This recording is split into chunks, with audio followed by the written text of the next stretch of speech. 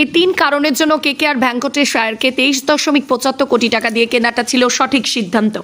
এবারের আইপিএলে Kolkata night Riders ভক্তদের কাছে সবথেকে চর্চার বিষয়বস্তু হয়ে উঠেছে ভেঙ্কটেশ আয়ারকে 23.75 কোটি টাকা দিয়ে কেনা।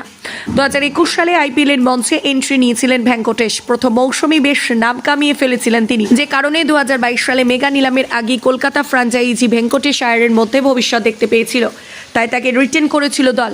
নাইট রাইডার্সের জার্সিতে প্রতিভাবান খেলোয়াড়, তার প্রতিভা প্রতি মৌসুমেই দেখিয়েছেন।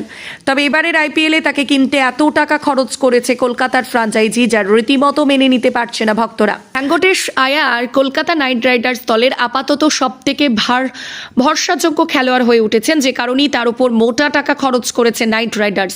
নাইট রাইডার্স ফ্র্যাঞ্চাইজি ভেঙ্কটেশ আয়ারের অলরাউন্ডিং পারফরমেন্সের উপর নজর রেখেই দলে সামিল করেছে।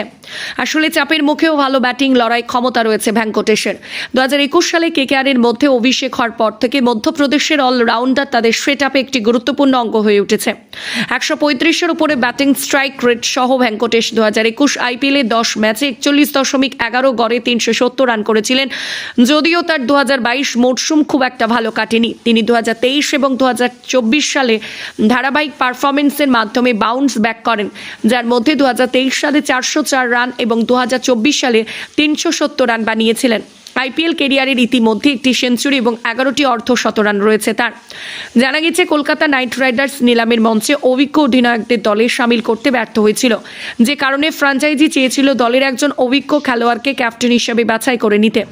যেহেতু ভেঙ্কটেশ দলের হয়ে গত 4 মৌসুম খেলছেন, তাই তাদের নজরে ছিলেন ভেঙ্কটেশই। শ্রেয়াস আয়ার গত মৌসুমে দলের অধিনায়কত্ব পালন করেছিলেন, তবে তিনি দল ছাড়তে নাইট রাইডার্স ফ্র্যাঞ্চাইজি মনে মনে ভেবে রেখেছিল শ্রেয়াসকে দলে না পেলে ভেঙ্কটেশকে অবশ্যই টার্গেট করবে, যে কারণে নিজেদের পার্শ্বে মাত্র 51 কোটি টাকা থাকার পরেও ভেঙ্কটেশ আয়ারের উপরই 23.75 কোটি টাকা অর্থাৎ প্রায় অর্ধেক পার্স খালি করে ফেলেছিল।